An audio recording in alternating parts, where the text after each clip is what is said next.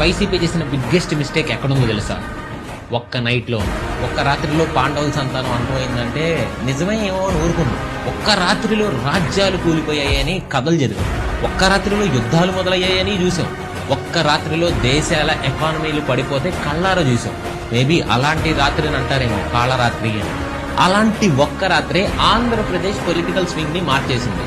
అలాంటి ఒక్క రాత్రే ఆంధ్రాలో ఓటింగ్ పర్సంటేజ్ ని మార్చేసింది. అలాంటి ఒక్క రాత్రే 151 సీట్లు గెలిచి ఇప్పటివరకు ఎక్కడా లేని రికార్డ్ ని క్రియేట్ చేసిన పార్టీని అధపాతాళానికి తొక్కేసింది.